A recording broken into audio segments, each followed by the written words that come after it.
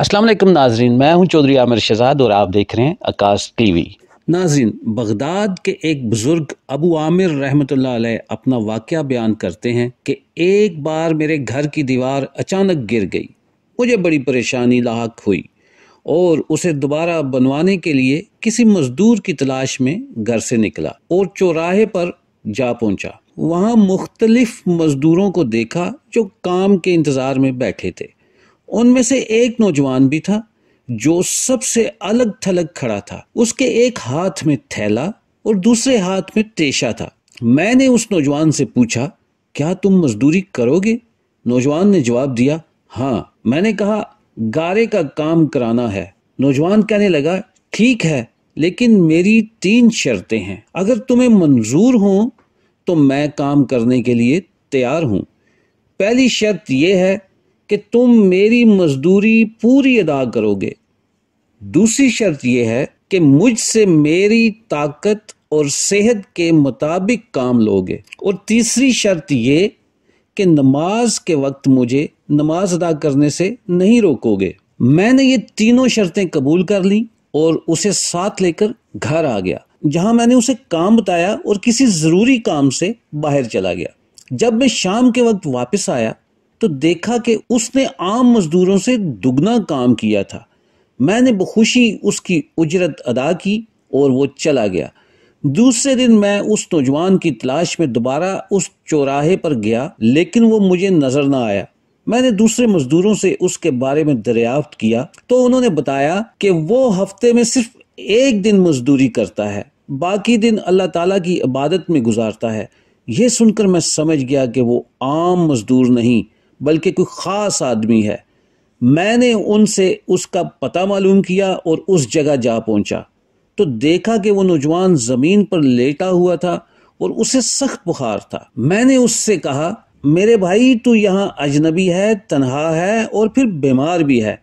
अगर पसंद करो तो मेरे साथ मेरे घर चलो और मुझे अपनी खिदमत का मौका दो। उस नौजवान ने इनकार कर दिया, लेकिन मेरे मुसलसल इसरार पर मान गया। लेकिन एक शर्त रखी कि वो मुझसे खाने की कोई शय नहीं लेगा। मैंने उसकी ये शर्त मंजूर कर ली और उसे अपने घर ले आया। वो 3 दिन मेरे घर क़याम पजीर रहा, लेकिन उसने ना तो किसी चीज़ का मुतालबा किया और ना ही कोई चीज़ लेकर खाई। चौथे रोज उसके बुखार में शिद्दत आ गई। उसने मुझे अपने पास बुलाया और कहने लगा, मेरे भाई, लगता है कि अब मेरा आखिरी वक्त करीब आ गया है, लिहाजा जब मैं मर जाऊं तो मेरी इस वसीयत पर अमल करना कि जब मेरी रूह जिस्म से निकल जाए तो मेरे गले में रस्सी डालना और घसीटते हुए बाहर ले जाना और अपने घर के इर्द गिर्द चक्कर लगवाना और ये सदा देना कि लोगों, देख लो, अपने रब ताला की नाफरमानी करने वाले का ये हशर होता है। शायद इसी तरह मेरा रब मुझे माफ़ कर दे। जब तुम मुझे गुस्ल दे चुको तो मुझे इन्हीं कपड़ों में दफन कर देना। फिर बगदाद में खलीफा हारून रशीद के पास जाना और ये कुरान मजीद और अंगूठी उन्हें देना और मेरा ये पैगाम भी देना कि अल्लाह ताला से डरो, कहीं ऐसा ना हो कि गफलत और नशे की हालत में मौत आ जाए और बाद में पछताना पड़े, लेकिन फिर उससे कुछ हासिल ना होगा। वो नौजवान मुझसे वसीयत करने के बाद इंतकाल कर गया। मैं उसकी मौत के बाद काफी देर तक आंसू बहाता रहा और गमज़दा रहा। फिर ना चाहते हुए भी मैंने उसकी वसीयत पूरी करने के लिए एक रस्सी ली और उसकी गर्दन में डालने का कसद किया तो कमरे के एक कोने से निदा आई कि उसके गले में रस्सी मत डालना। क्या अल्लाह ताला के औलिया से ऐसा सलूक करोगे? ये आवाज सुनकर मेरे बदन में कपकपी तारी हो गई। ये सुनने के बाद मैंने उसके पाँव को बोसा दिया और उसके कफन दफन का इंतजाम करने चला गया। उसकी तदफीन से फारग होने के बाद उसका दिया हुआ कुरान पाक और अंगूठी लेकर खलीफा के महल की जानिब रवाना हो गया। वहां जाकर मैंने उस नौजवान का वाकया एक कागज पर लिखा और महल के दरोगा से इस सिलसिले में बात करना चाहिए तो उसने मुझे झिड़क दिया और अंदर जाने की इजाजत देने के बजाय अपने पास बिठा लिया। आखिरकार खलीफा ने मुझे अपने दरबार में तलब किया और कहने लगा, क्या मैं इतना जालिम हूं کہ مجھ سے براہ راست بات کرنے کے بجائے رکے کا سہارا لیا؟ میں نے عرض کی اللہ تعالیٰ آپ کا اقبال بلند کرے، میں ایک ظلم کی فریاد لے کر نہیں آیا بلکہ ایک پیغام لے کر آیا ہوں۔ خلیفہ نے اس پیغام کے بارے میں دریافت کیا تو میں نے قرآن مجید اور انگوٹھی نکال کر اس کے سامنے رکھ دی۔ خلیفہ نے ان چیزوں کو دیکھتے ہی کہا یہ چیزیں تجھے کس نے دیں؟ میں نے عرض کی ایک گارا بنانے والے مزدور نے۔ خلیفہ نے ان الفاظ کو 3 بار دہرایا اور رو پڑا۔ کافی دیر رونے کے بعد مجھ سے پوچھا وہ گارا بنانے والا اب کہاں ہے؟ میں نے جواب دیا وہ مزدور فوت ہو چکا ہے۔ یہ سن کر خلیفہ بے ہوش ہو کر گر گیا اور عصر تک بے ہوش رہا۔ میں اس دوران حیران و پریشان وہیں موجود رہا۔ پھر جب خلیفہ کو کچھ افاقہ ہوا تو مجھ سے دریافت کیا کہ اس کی وفات کے وقت تم اس کے پاس تھے؟ میں نے اس بات میں سر ہلا دیا تو کہنے لگا اس نے تجھ کو کوئی وصیت بھی کی تھی؟ میں نے اسے نوجوان کی وصیت بتائی اور وہ پیغام بھی دے دیا جو اس نوجوان نے خلیفہ کے لیے چھوڑا تھا۔ جب خلیفہ نے یہ ساری باتیں سنی تو مزید غمگین ہو گیا اور اپنے سر سے عمامہ اتار دیا، اپنے کپڑے چاک کر دیے اور کہنے لگا اے مجھے نصیحت کرنے والے، اے میرے زاہد و پارسا، اے میرے شفیق۔ اسی طرح کے بہت سے القاب خلیفہ نے اس مرنے والے نوجوان کو دیے اور مسلسل آنسو بہاتا رہا۔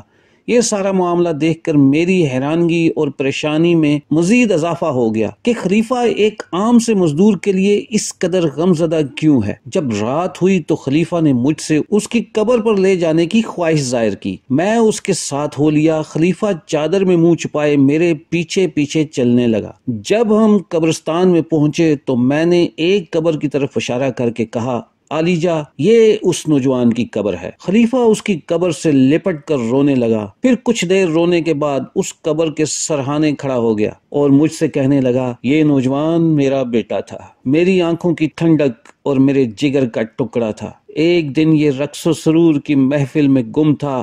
مکتب میں کسی بچے نے قرآن کی سورہ الحدید کی آیت نمبر 16 کی تلاوت کی، کیا ایمان والوں کے لیے ابھی وہ وقت نہیں آیا کہ ان کے دل اللہ کی یاد کے لیے رقت کے ساتھ جھک جائیں اور اس حق کے لیے بھی جو نازل ہوا ہے، اور ان لوگوں کی طرح نہ ہو جائیں جنہیں اس سے پہلے کتاب دی گئی تھی، پھر ان پر مدت دراز گزر گئی تو ان کے دل سخت ہو گئے اور ان میں سے بہت سے لوگ نافرمان ہیں۔ جب اس نے یہ آیت سنی تو اللہ تعالیٰ کے خوف سے تھر تھر کانپنے لگا اور اس کی آنکھوں سے آنسوؤں کی جھڑی لگ گئی اور یہ پکار پکار کر کہنے لگا کیوں نہیں کیوں نہیں، اور یہ کہتے ہوئے محل کے دروازے سے باہر نکل گیا۔ اس دن سے ہمیں اس کے بارے میں کوئی خبر نہ ملی یہاں تک کہ آج تم نے اس کی وفات کی خبر دی۔ اللہ اکبر۔ ایک آیت کا اتنا اثر۔ ناظرین اس پہ کوئی دو رائے نہیں کہ قرآن اللہ تعالیٰ کا کلام ہے۔ قرآن سے کامل فیض یاب وہی لوگ ہو سکتے ہیں جو اس کے معنی اور مطالب کو سمجھنے کے لیے غور و فکر کے ساتھ اس کا مطالعہ کرتے ہیں۔ جو لوگ تفہیم قرآن سے بے نیاز ہو کر قرآن کی تلاوت کرتے ہیں ان کو اس کا ثواب تو مل سکتا ہے۔ اگر انسان قرآن کا مطالعہ، اس کے مطالب اور معائنے سمجھ کر کرے تو قاری پر ایک وقت وہ بھی آتا ہے جب وہ اس آسمانی کتاب سے متاثر ہوئے بغیر نہیں رہ سکتا۔ یہ بیک وقت عام انسانوں کے اہل کتاب اور اہل ایمان سب کو متاثر کرتی ہے۔ اس کتاب کا اثر انسان کی جلد پر، آنکھوں پر، دل پر اور دماغ پر اور اس کے پورے وجود پر پڑتا ہے۔ جسم پر جب اس کا اثر پڑتا ہے تو وہ کانپنے لگتا ہے، رونگٹے کھڑے ہو جاتے ہیں اور دل خوف خدا سے لرزنے لگتا ہے اور اس کی آنکھوں سے بے تحاشا آنسو رواں ہو جاتے ہیں۔ جب قرآن کو سمجھنے اور اس میں غور و فکر کرنے کی غرض سے اس کا مطالعہ کیا جاتا ہے تو اس کا اثر انسان کے پورے جسم پر پڑتا ہے۔ ایک شراب نوش عیاش نوجوان کی زندگی اگر قرآن کی ایک آیت سے بدل سکتی ہے اور وہ اللہ کا ولی بن سکتا ہے تو اے غافل لوگو، تم قرآن جیسے زندہ معجزے سے